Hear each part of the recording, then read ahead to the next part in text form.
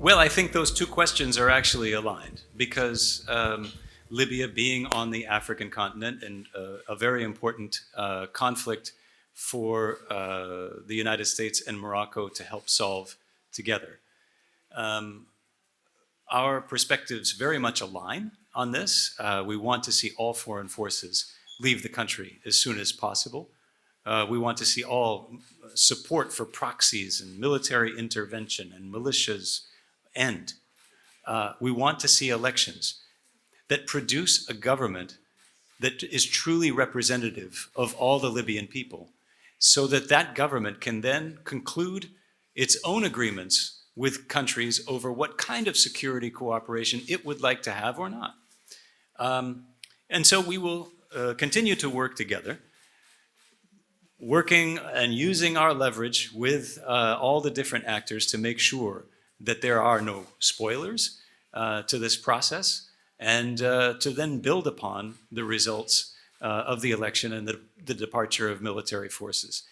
Now, you can also apply this sort of same cooperation to other problem areas in Africa, but I think, as I alluded to, our free trade agreement provides also a corridor from Morocco to the rest of the continent for businesses to conclude new joint ventures and to manufacture more goods and export more goods and to create jobs in all of our countries.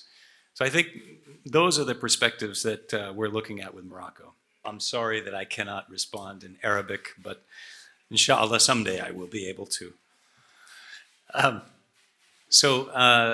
No, I think that Morocco and the United States share perspectives on all of the regional tensions that you just mentioned. The Biden administration has a regional policy of reducing tensions everywhere because we need to focus on two priorities, all of us, and we can agree on those: ending the pandemic and relaunching our economies.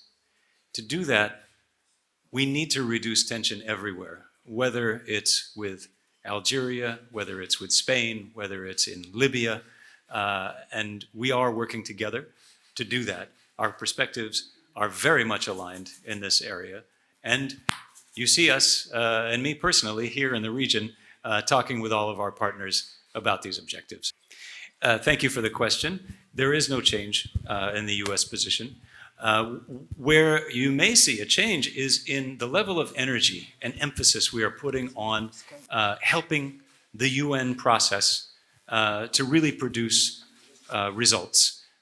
We need to start with naming, as soon as possible, a personal envoy of the Secretary General of the United Nations, and then support that individual to the maximum so that we can get a solution that is acceptable to all parties, that will lead to peace and stability, which is the goal of the United States and Morocco for the entire region. Morocco is an exporter of security, and we want to see that just expand and expand over the years. So that's what our approach is going to be under the Biden administration.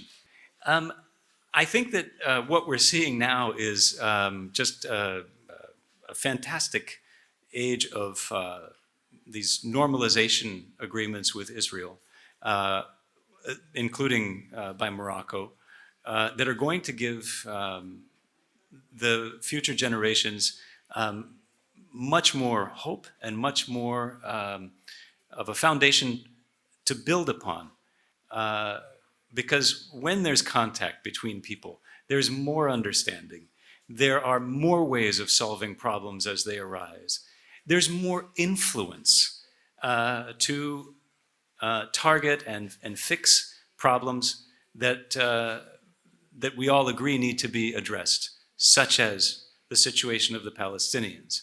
And so what the Biden administration's support for these agreements will include is to make sure that the marginalized people, including Palestinians, are put at the center of these normalization efforts. Well, Morocco has established a very important normalization agreement. We've had the first flight now we've seen. Imagine the effect of Israeli tourists on the economy here. Imagine the influence that His Majesty the King will have with the Israeli government and Israeli society when it comes to addressing very difficult problems like the situation of the Palestinians. I think all of this will increase.